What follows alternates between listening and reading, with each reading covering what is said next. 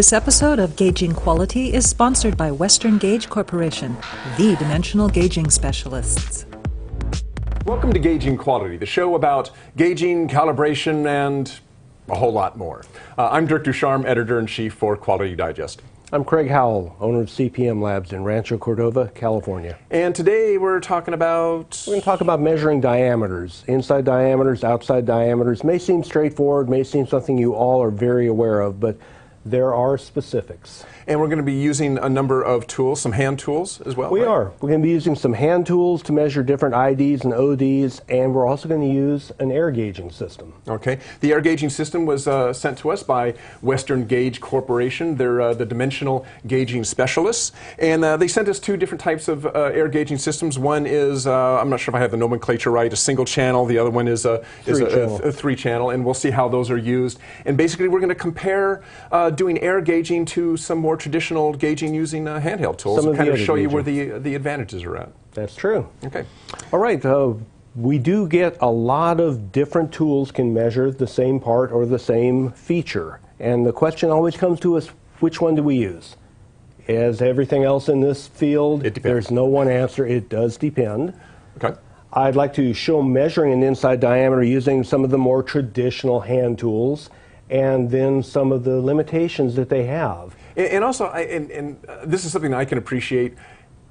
Outside diameter is pretty easy to measure, even for an amateur like myself. Inside diameter is a little bit trickier when you're using hand tools. I think you're going to show a little bit of some of the technique and stuff you have to use when you're measuring inside diameter. You're right. Okay. There can be a lot of operator experience, a lot of the feel. You have to understand how to measure. You can get wrong measurements quite easily with some systems. Others lend themselves more towards giving you the right answer. It's almost a plug and play. You'll put the air plug in and you'll get a reading, I'll get a reading, we'll both get the same reading regardless of if one of us has a very light touch and a lot of years in the field and one's relatively new to it. Okay, so what are we going to look at first? All right, first of all, I'm going to show, we'll probably use the gauge cam for this, I'm going to show measuring an inside diameter. There's a hole in this part. It's around 406 thousandths. Okay. Question is, what will it measure using the different tools? All right. With most tools, and no exception in this case, the largest range will have the least resolution. We have a digital caliper. It can measure anything with the ID jaws from 0 all the way up to 6 inches, but you're limited in the resolution, half thousandth, 0 or 0.0005. So you have half thousandth resolution. What I'm going to do is measure this hole and see what kind of a number we get. We know it's around 406. I'm getting around 405 and a half. Now, I noticed as you did that, you were kind of rocking it a little bit. What was that about? That's where the operator feel will come in. If I'm cockeyed or if I approach it at a different angle, I'll get different readings. Here it says 400. You usually won't get much higher unless you lean too hard on the thumb wheel. But here I'm showing 4055 on a hole that we know is around 406 thousandths. Okay. At this point, I really would like to go to the whiteboard or the blackboard and show you why we're getting a smaller reading. Okay. So I'm going to do that right now. All right. So this is actually, there's actually, other than the part being smaller, you're saying the measurement itself lends itself to actually giving you a slightly smaller reading? The tool is what's the cause here. You have a radius, you have a circle in there, and you basically have a square-edged jaw. It's very thin, but it's square-edged, and you have a difference between the true diameter and where it's contacting the edges. Okay, so even though this has got what appears to be kind of a knife edge on it, it really isn't. I mean, at some point it's rounded or square, and the smaller. So what? The smaller the diameter you get, the more error you're getting? Error. Okay. If you're measuring a 5 or 6 inch diameter circle, you're not going to see the error show up. Okay. But that's one of the limitations right away with the caliper. Okay. One of the other tools we have in this case, it's an inside micrometer caliper. The barrel's very similar to the conventional micrometer most people are used to. 1 revolution's 25 thousandths. These are more accurate. These are accurate to within 0.2 of a thousandth typically. Let's go ahead and take a measurement and see what we come up with on this 406. And this is only graduated in full thousandths, so we kind of have to interpolate in between to figure out what are we reading. but we're showing just slightly over 406, maybe 406.1, 406.2. There's no resolution there, so you're limited. Okay. It's more accurate because these are rounded anvils. They are hitting the tangent of the circle.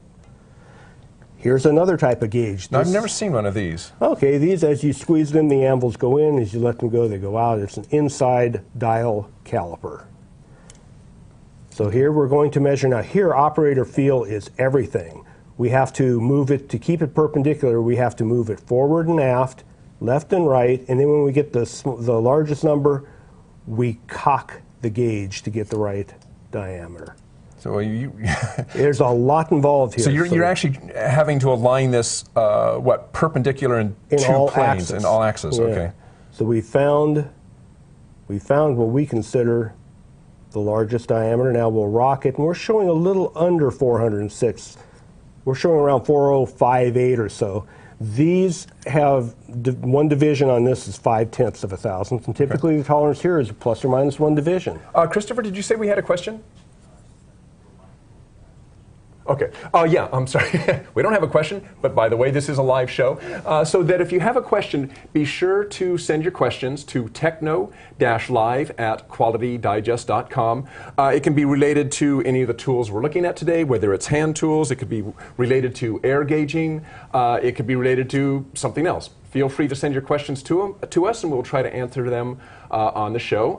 Do not wait until the very end of the show to send us your questions. Try to think ahead. Send us your questions early. Again, techno-live@qualitydigest.com. The email address is right below your player page there. Okay.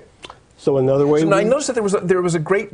I mean, these all basically gave you very near the same answer. Within the resolution. We're only going out 3 or 4 decimals. Okay. We're only going to the 10th of a thousandth or the half thousandth. Okay. The 5/10ths.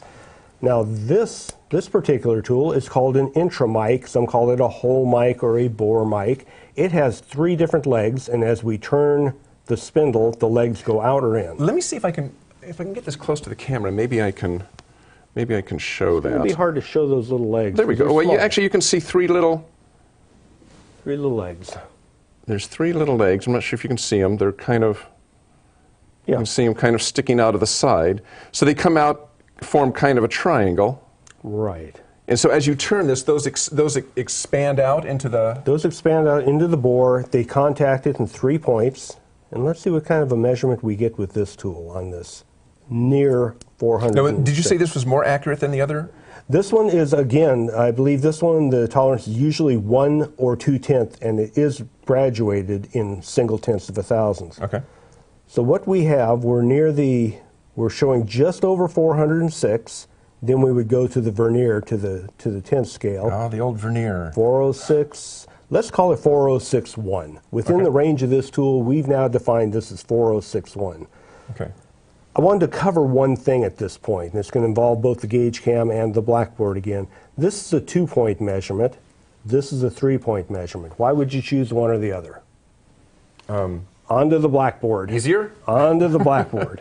No, it had nothing to do with easy, does it? No, Okay. it has to do with how the hole was formed. Okay. If the hole happens to be an oblong hole, there we go.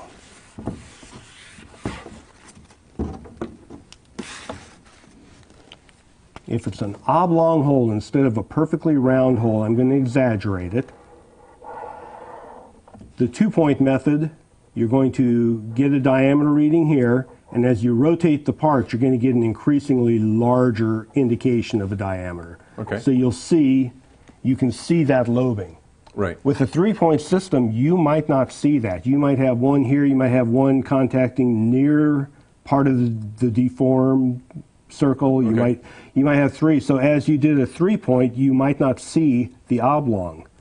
Where the 3-point excel is some machining processes, as it vibrates, it sets up a harmonic, they will actually deform in a triangular type of way. You get these little lobes, right? You get these little lobes within the circle. The 3-point will see that because one time you'll have all 3 points on the good portion of the circle, and quite often you can fit one leg. One leg will get into. So as you moved it and measured maybe in different spots, you would pick up one of those lobes. Right, where a 2-point wouldn't see that. It wouldn't see the triangular. Okay.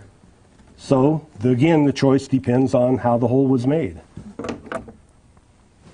There is one other method that we could use to check this same, well, there's many other methods, but one other method we have here would be a plug gauge. We don't have the exact plug gauge for this particular hole, but you would have a plug gauge you keep inserting gradually larger and larger until you can't insert one with the right feel anymore. There's a lot of operator feel there. Okay. So all of these take a certain amount of skill, shall we say? They do. To a greater or lesser extent, depending on the type of tool you're using, and maybe even the type of part you're measuring. That's true. Okay. A lot of operator feels involved. And so now we're going to look at... I'd like to show you the air gauge now. Okay. This solves a lot of problems. It has its limitations, but where it really excels is when your tolerance is under a thousandth or better. Your resolution out here is 6 decimals. It depends on how you set up the part parameters and the master, what the resolution will give. Okay, but this is capable of going out capable of going out okay. to 2 millionths. Okay. I think the way we have it set up, it may go out to 5 millionths, which okay. is far more resolution than a digital caliper would be. Certainly, yeah. So anyway, how we will set it up on the air plug, we have a master gauge that's exactly as it's marked, 406 thousandths. We'll put that on master, then we'll measure the part itself. Well, first of all, let's talk a little bit about what this actually does. This is what we've got a very precisely machined air plug here, and this has got 2 little orifices on it, right? This has two jets. You can also get them with 3 jets. You can get them with 5, 6. These jets are recessed down inside, so this is a non-contact measurement, and that really has its advantages. And how does this work? I mean, how's an air gauge work? How it works, it works basically on back pressure. If you wanted to give it a one-word explanation, it would be a pressure type of thing. Okay. Most of them are set up to sense a back pressure. You'll set it up to a master, and that's in the walls of the master are a known distance from the jets. As the diameter changes, the pressure changes. It's a direct relation. Okay. Okay, but they do have to work, one of the limitations, they do have to work, that range, that operating range from the jet to the surface is quite small. It's quite small. There are certain parameters. You've got to have a good surface finish. Okay. Because how an air gauge will work as it blows air, it puts out a little air curtain basically to measure that pressure. If your master has a very fine surface finish, 4, 2, something better than that, and you set up the same diameter part if it is very coarsely machined and had a 125, 250 finish, the air will go between the peaks and the valleys and it can give you a false indication because it's measuring it's sensing halfway down. Okay. And that's on each side of the part, so you really need a well-finished part, but you wouldn't invest in something like this for flat washers. This would be more for a refined measurement. Okay, right. So we're going to set the parameters of the part, and we know 406 is about the size we're looking at. Okay. I'm going to give it 2/10 below and 2/10 above. So I set the low end range to 4058, 2/10,000ths low. The high end range is 4062, 2/10,000ths high. This will default for the master right in between. Okay. You can reset it. It's still it allows me to reset, but that happens to be the size of our master, 4060.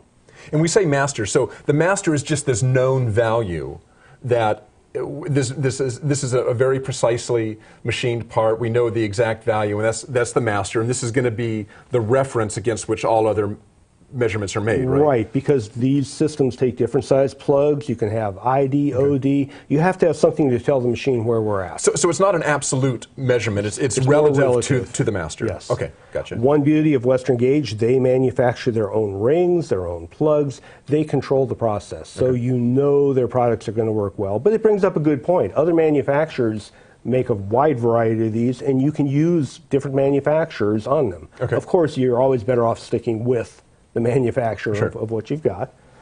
So we've set it up. I'm going to go ahead and turn it on and master this part. I'm going to go ahead and plop this on here, get it set up. And you see we haven't told it yet, so it comes near, but it's not exactly on. Double click, and it's going to tell the machine I'm seeing 406 thousandths diameter. So in essence, what's happening is we know the master is exactly 406. And basically we're telling the machine, trust me, the master's 406, Right. call it that, and everything else is going to be in reference to that. And that's because you either have a new ring or you have a wonderful calibration lab that gives you accurate numbers. Like CPM Labs in Like Rancho Cordova, CPM California? Labs, yes. Shameless plug? Okay. So we're telling you it's 406 thousandths. Okay. Takes a minute to master. Now we're going to put on this unknown part that we've been dealing with here, and we're going to see a resolution we haven't seen yet. Where we were looking at 4061, 4062, we can see what it's really measuring. 4061, 25, or 30. We're dealing with 5 millionths resolution. Okay. We can really nail in that And without hole. any particular skill. I mean, True. I mean, once it's set up, I mean, even I could take that and put it on there. And it basically is a very precise go, no-go gauge at this point. It's very precise, and the beauty of these air gauges is working on pressure. If you're a little off on one parameter, if you happen to have it a little tight on one side, the pressure's higher, but the other side, it's lower. It's a balancing system. It balances out, okay. So it really works well. It's fast. It's very predictable. And I understand one of the advantages too is with an air gauge is with machine oil and stuff like that. The air is actually kind of blowing dust and oil and stuff kind of out of the way. Is that right? What Dirk said is very true. You normally have to clean the part. If you're dealing down in the 5 or 10 millionths area, you're going to be heating it up or cooling it down with nice cold alcohol, whatever the case. Whatever you're cleaning it with, right. Yeah. Where here, the air blowing out tends to keep the tool itself clean, and it self-cleans the part, which lends itself well to coolant, Okay. chips, things. It does have to be cleaned in a certain nature. All right. So that's inside diameter, right? That was inside diameter. Another method one can use is to measure outside diameter with these. Now, how they do that, in this case, I'm going to be using the display, is I'll show you. We have a air ring gauge that the part itself. So this has just got a little hole. And now instead of the orifices being on the outside, as we saw on the plug gauge, they're actually inside the hole now pointing in. Is that the... That's true. Okay. Where's our master? It should have a little handle on it. 250 master? Oh, your little green handle? Yes. Where did that go? Did you set it over there? Yes, I did. There we Got go. it right here. By the way, just a reminder, if you've got any questions, send them to techno-live@qualitydigest.com. Christopher, do we have any? Oh, we have a question already. Okay. Great. What have we got? I am gauging a hole that is approximately 2 inches long through a steel block. I get very different readings when using a plug gauge from when we use the higher resolution digital hole gauge. Why is the plug gauge reading so much smaller than the digital reading? That's a great question, and we have an answer. We have a solution for that question. And, yeah, this was a question actually that came in. This is a question that actually came in earlier in the week. Well, it fits into the line of questioning. Yeah, by the way, don't wait. You don't have to wait just to send questions during the show, too. Even after the show is over, if you got a question about gauging, send it to us. If we don't get it on the next show, Craig will handle the question sometime during the week. But this particular question was one that came in during the week, and we wanted to address it here. So let me get over to the blackboard to show what's possibly happening.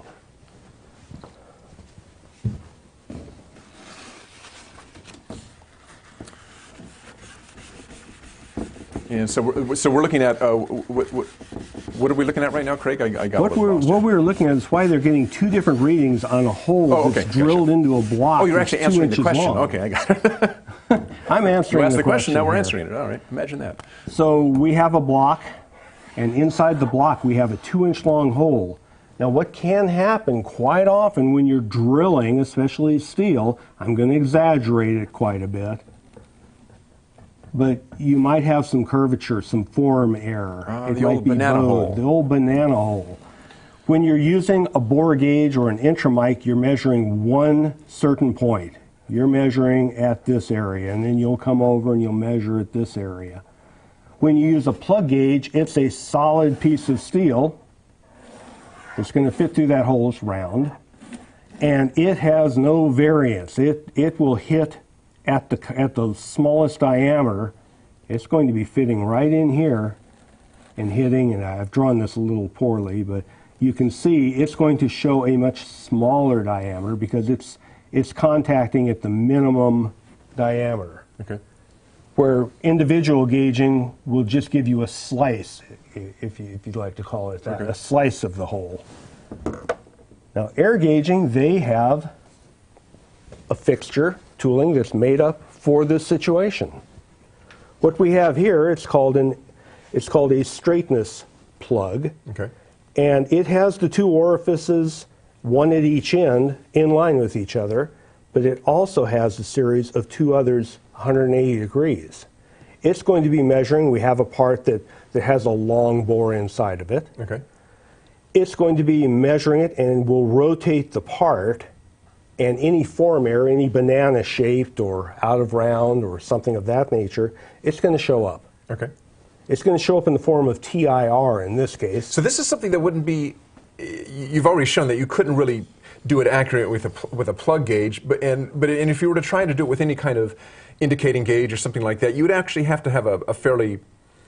It could get very complicated. Yeah, the fixturing would have to be, and you'd have to have a very long indicator with very long tips and that sort of thing. And rails and ability to move the part. This is just so much easier. So what we're going to do, this really isn't going to be giving us a diameter as such. This will be more where we're going to master it on the part. We're going to, whatever size we had put in for the part, we're just going to tell it to take a reading. We're going to push the TIR button, and I'm going to rotate this through one revolution.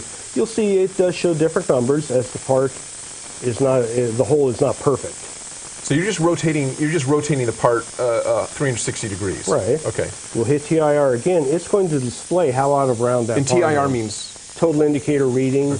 In this case, it's showing the form error. And we haven't defined whether it's banana or taper. We just know that we have an error of 2 tenths, 50 millionths. Quick, easy, repeatable. And again, you could you can have any kind of type of error on here. It wouldn't necessarily have to be banana. No. It could be a node on the inside. It could be a bell at one end, or kind of an oblong shape at one end, maybe. It'll show you the form error. Brings up one of the beauties of the air systems, all the off-the-shelf tooling that's available. There are books and books and books of off-the-shelf tooling for situations like this. Also custom solutions. They're going to cost, but think of the cost of trying to get this mechanically. This can be a more inexpensive solution. Once you've bought the system, now you're equipping it with plugs and rings, and there is some cost involved in that. Well, before we were looking at straightness, you were also, we got sidetracked on answering that question, but you were going to show us an air ring? An air ring, exactly. Yes. So what I'm going to have to do, that again was an inside measurement, an ID. The beauty of this, you can't see that. We were talking earlier, in OD you might see the bow. You're not going to see that in an ID very, very easily. So now I'm going to hook up an air ring gauge, and we're going to be measuring outside diameter. It's going to take just a minute. What I have to do is tell it the parameters. Again, you do have to plug in because this is so precise. But one gauge here will do many sizes. The intramic, the three-legged intramic, they have a set range. They're good for that span, where these you can plug in all different types of tooling. While Craig's getting his upper and lower range set up, just remember the show runs until typically about quarter till. So if you have a question, be sure to send it to us at techno-live@qualitydigest.com. And I think we do have a question coming in. There we go. Oh, very good. Please talk about temperature variation of the parts measured, the master ring, and how it affects high-resolution measurement accuracy. The old... That's a great question. Because even the air coming out of the system, the temperature of the air coming out of the system, most of these say leave the air running through the part for a few. If you're dealing in the 5 millionths, the 10 millionths resolution, leave the air running through the part for a little while to let everything stabilize. And it's true. You want to, especially when you're dealing with this type of resolution, you do want to have all the parts and masters together in the same place. It'd be the usual rule is anything you're going to measure, you want it to soak. You want it to soak at your lab temperature, particularly at this resolution. You're going to show any kind of temperature variation is going to show up, right? So everything, the ring, the masters, the parts, everything wants to soak at room temperature for how long? It would depend how far out of temperature it was. You can never do wrong if you can do it overnight. Okay. You can never do wrong, although a lot of times the industry does not lend itself to that. Okay, so I've set the lower limit at 2495. This is a 250 nominal, and the high end at 2505. So it wants to master at 250, which we just happen to have a 250 master gauge. Now we're going to tell this ring that we're looking at 250 thousandths. Leave it on there for just a second. But the temperature question is very valid, especially when you're dealing in these high resolutions. If you're dealing in half thousandths, it doesn't come into play nearly as much as if you're dealing in 5 million. Right. A half thousandth is 5,000 millionths. Yeah. Quite a difference between that and 5 or 10. Okay.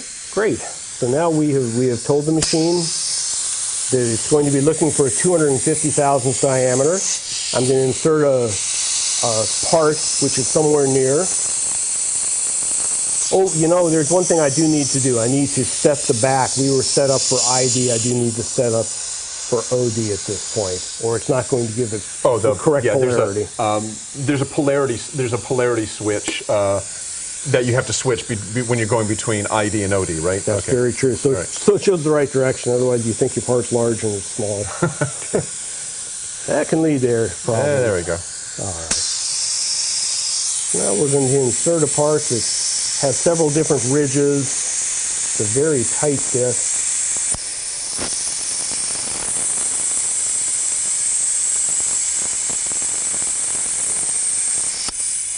There we go. There we go. There was a hole in the part. So you can see this part from 250, it's 125 millionths larger. As far as in tolerance, out of tolerance, I said it could go up to 200 millionths, so we're showing well within. Okay. So again, a very easy measurement to do. Again, if you had fixed ring set up, this would be kind of a go, no-go test. It can be. Some of the limitations of the air gauging is they're so precise, you have to usually have quite a few different instruments to do a wide range of measurements, but it can be done with off-the-shelf tooling. Okay. What about calibration on these? Is that fairly straightforward? From our end, it's not too difficult. Again, it's very temperature sensitive. You have to put the masters on there, let the air normalize, let everything get to temperature. And Western Gauge actually has these calibrated themselves. They've done that before they sent it.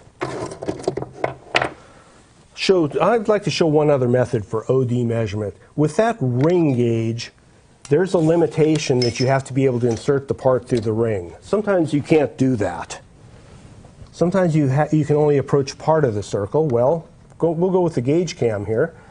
What they have made is an air fork or an air snap gauge. Looks like a snap gauge, okay. Right. Could you explain a little of the features? Show what the features are while I'm getting it set up. Okay. The jets where they come out. So I'm looking at okay. So I see it on here. Yeah. So we've got looks like we have an orifice over here, and we have one over there. Is it just two? Is there one? It's just two in this setup. So you're measuring diameter. Okay. So again. And this is going to be our master over here. That is our master. This is a very precisely machined master, 1.625 and a lot of zeros. So again, we're going to master against this, and then we're going to measure, what is this, little crankshaft? A little crankshaft they provide, a cool little tool there. Okay. And we're going to be able to measure the diameter and the form of that. Okay. Okay, so we're going to tell the low end 126, let's say 6249. And again, you're just setting the upper and lower limit. Upper and lower limits. Okay. And just for everybody, just remember the show goes till about 1/4 till, so you've got about 15 minutes to get any questions in related to air gauging or anything else. Okay, we said the low end is 1.6245, the high end is 1.6255. Guess what it defaults to? Hey, there we go. 1.625. All right. Let's go ahead and put it on and master it.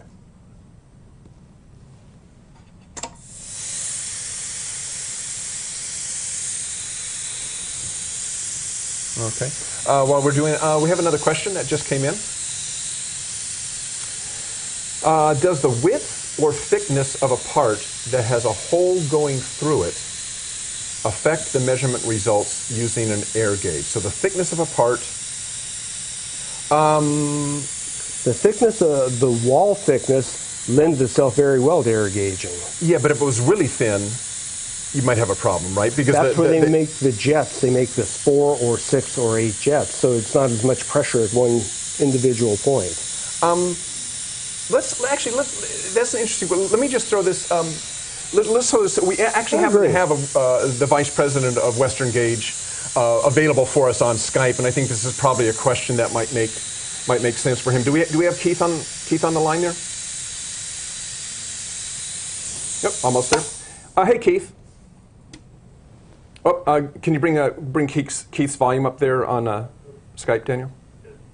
Hi, Keith. Hello. Oh, there we go. Okay, can you throw that question up there again, Christopher? Okay, so the question was, does the width or thickness of a part that has a hole going through it affect the measurement results using an air gauge? Well, I read that in a couple different ways. The basic measuring technology is the wall thickness really wouldn't matter. The particular area that the air gauge is reading, you basically have to cover the nozzles plus another 25% around the nozzle to get the accurate measurement. Otherwise, if you're getting too close to the hole that's going through the part, you would be bleeding off into that hole and getting a part. If you're measuring ID, you would show more bleed off or less pressure, which would give you like a oversized condition.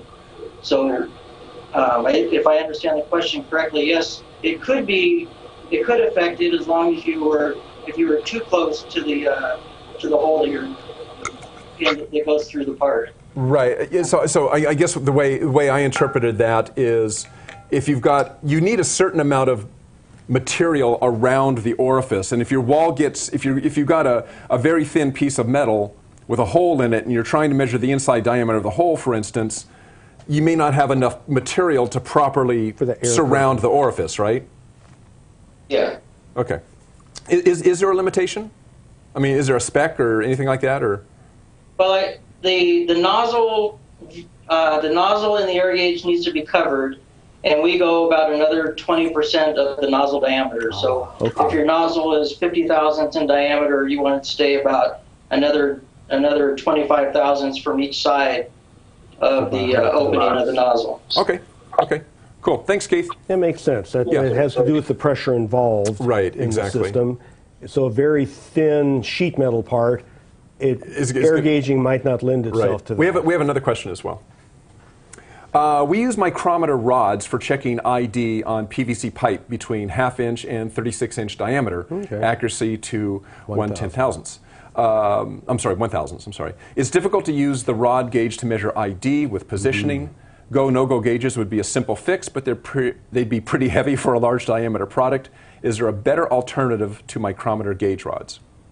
That's a good point, because using ID mics are not easy. Again, you have this, you're trying to find the maximum diameter of the hole, then you have to sweep it through. For large, I don't know what the largest tooling is they make.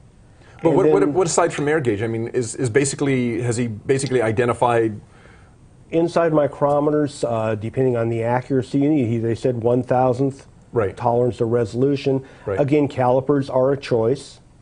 Inside micrometers are typically lighter than a caliper. He said up to 36. Large. I think the question is up to 36 inches, right? Pretty long. But they do make some large. Oh, I've done calipers 80-inch. I've done 120-inch calipers. Okay. The micrometer sets, you build them up. They usually go from 4-inch to 40-inch or 2-inch to 12-inch. Okay.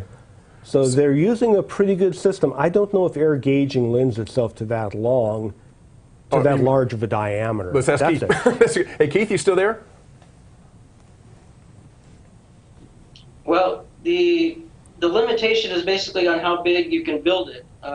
That's true. They can you custom. can measure things up to 36 inches in diameter if you can build the air gauge that's that large. Yes. Okay.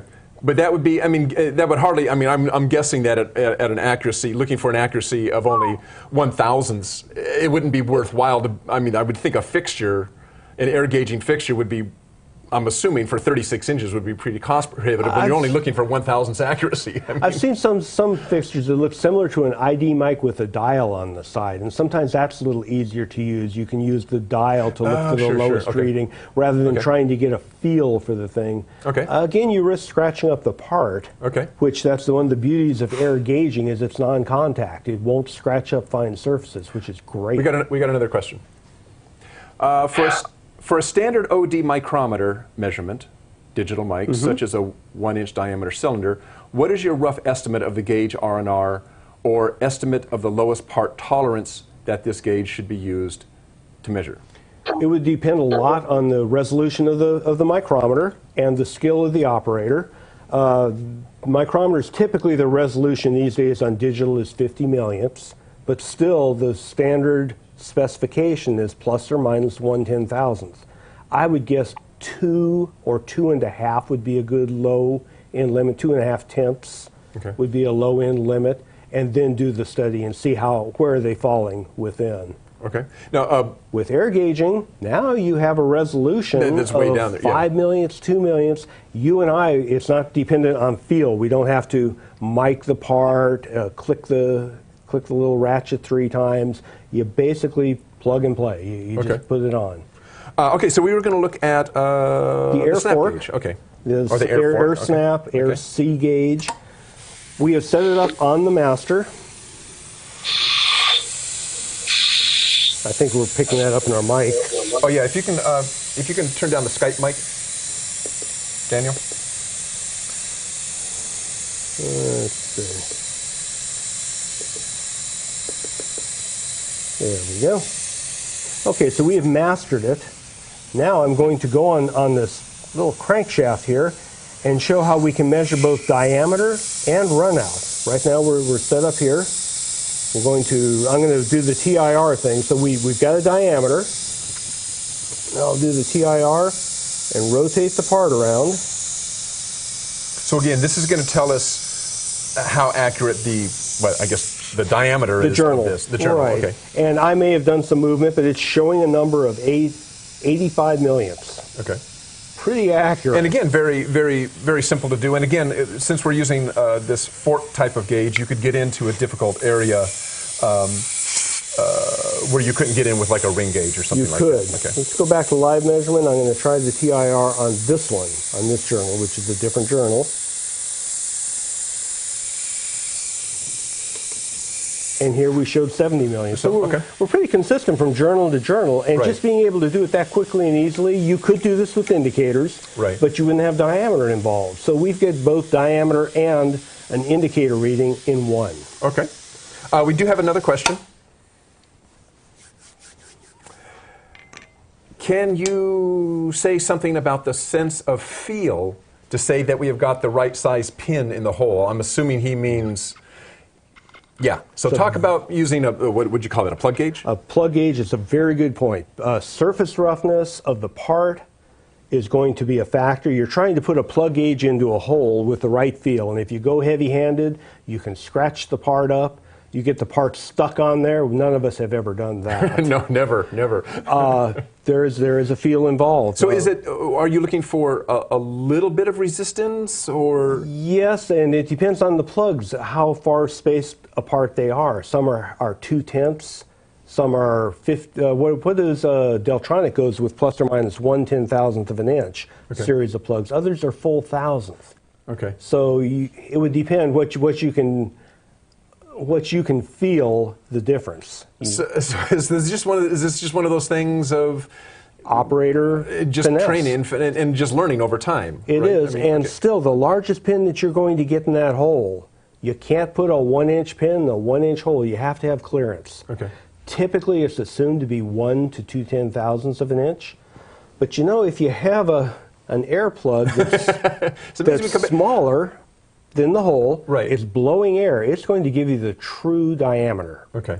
There's no factoring in a tenth. Oh, let's give it a tenth. Let's give it a tenth and a half.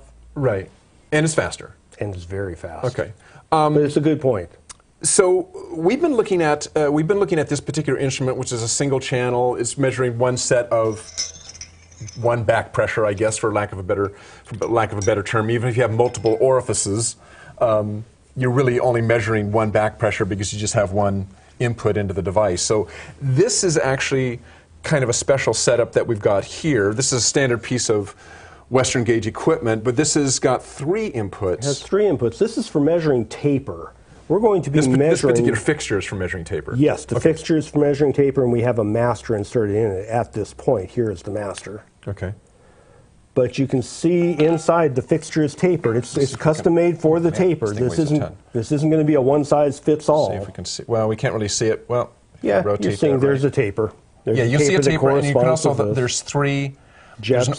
There's a jet at the top, one in the middle, and then one at the very bottom. Okay. And it's hooked up to our displays, and the top one is going to be at one level. Then the next one, it's A minus B, A, B, C. Then you have A minus C. It'll show you the taper, and we put in the taper parameters on this. In this case, it was a unidirectional. The taper can only go one way or the part's bad. Okay. So let's go ahead and turn the air on this. I'm going to put the master in, and this master would have to be made to your diameter, your taper, and everything. Right. And let's go ahead and zero the gauge. You can see we have the part set on this to minus 46 thousandths. Or no, these are of 1,000, so that would probably be 46 millionths, 92 millionths. We're going to zero on it one more time. So our top one is 0, and these are the tapers themselves, and you can see, since it's unidirectional, it can only get larger. It's not allowed to get smaller. As soon as it gets smaller, it goes into default, visually, you can see across the room, you've got a problem with the part. Right. That's a wonderful feature. Yeah, you don't have to stand here and measure it. You can look and see. Let me just master on the part one more time, then we're going to go ahead and put in a gauge, or a part, and measure it. I like this setup with the 3. We've got 2 millionth resolution, okay. so yeah, they set it intentionally at the lower end. Now I'll put in the part they provided, which is the taper that's not quite as exact as our master. And you will see, here's the diameter. Oops. We lost our air pressure. Okay. Sorry about that. We're just running on a small compressor for this, and we actually drain it down for a little bit. You would see the diameter on the top one, but you're seeing the taper variance on the bottom too, which that's very handy to know whether it's within your spec or not. Right. And in fact, we can try it again now. I think it just takes a little bit for that to. Okay. We get a. Yep. There we go. Yep. You can see we have 48 millionths above the nominal and 68 millionths above the nominal, and it varies as we lean on the plate. When you're dealing in the millionth, everything matters. Right. But this solves the problem of taper, which you could do this mechanically, but there'd be quite a bit of fixturing. Now, this is one thing that we have to point out about I think air gauging is you do, for something like this, you would need to have a custom fixture made for your particular. But you would regardless, whatever type of tool you're going to use. Taper is always a difficult taper measurement. would be a difficult thing. Well, how would you normally measure it? You would have to rig up some sort of a set of like maybe indicators. You'd use an air gauge. But one could use indicators. There's a number of different. You'd need a fixture, and it'd be Yeah, it'd have to be designed for the taper. Where here, this is an off-the-shelf. The beauty of this is the user skill involved. Okay, we do have another question. Doesn't need a lot. All right. Ooh, can you measure the thickness of a rubber part with air gauging? This sounds like a Keith question. Rubber. Rubber. Very soft material. Okay. Can we get Keith back on the line? Yeah, you can measure the thickness of a lot of different things. It would depend on the thickness tolerance, the density of the rubber, and if you're, and the surface finish of it. But yeah, you could do. Depending on the application, you can measure thickness on most materials.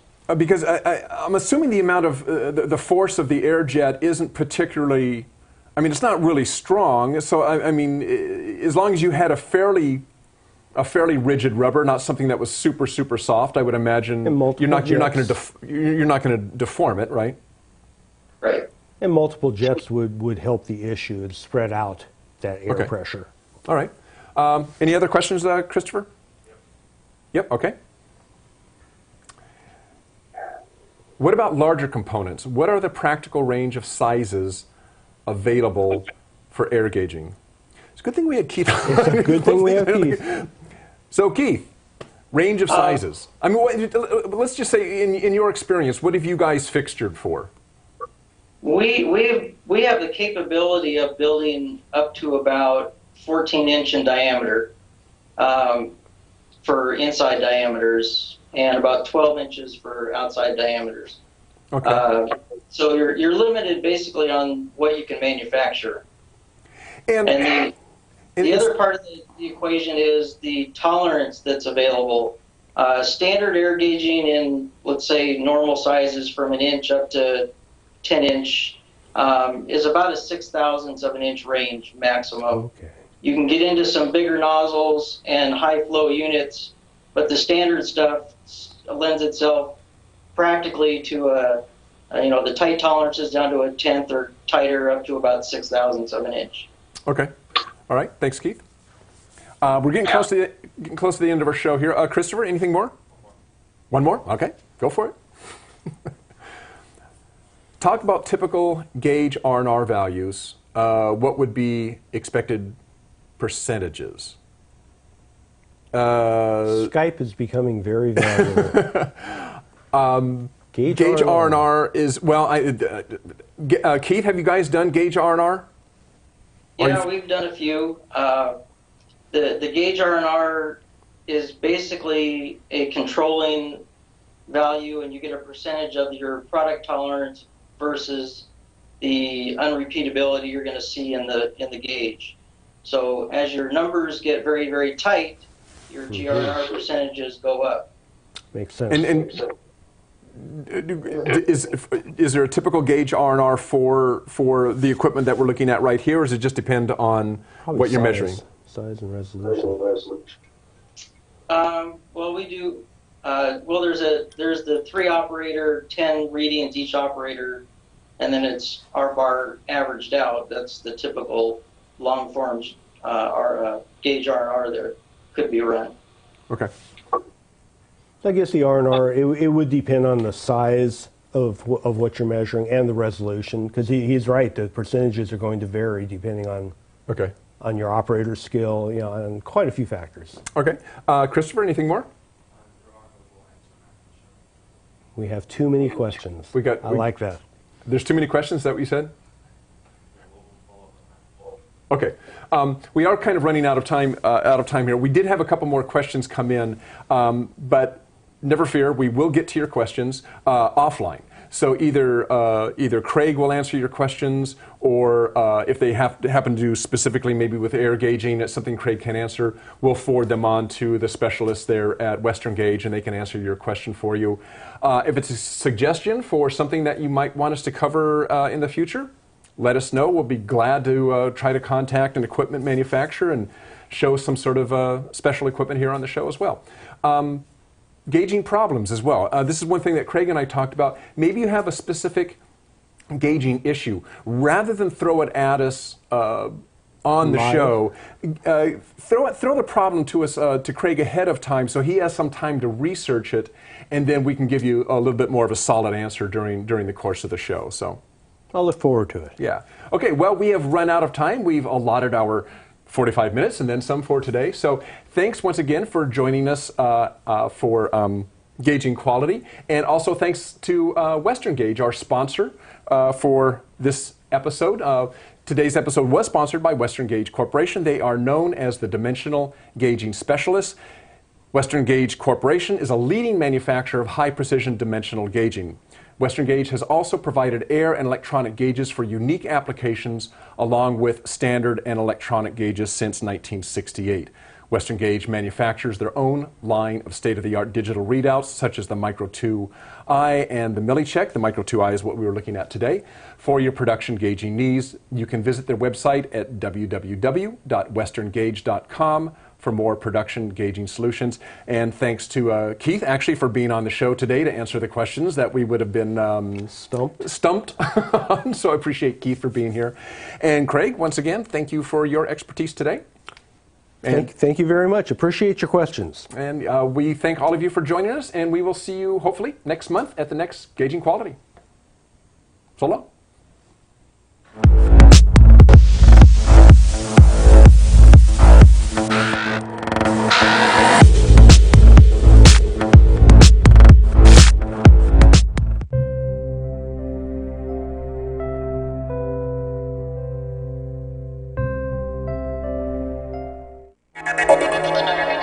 Three, two, one, fire!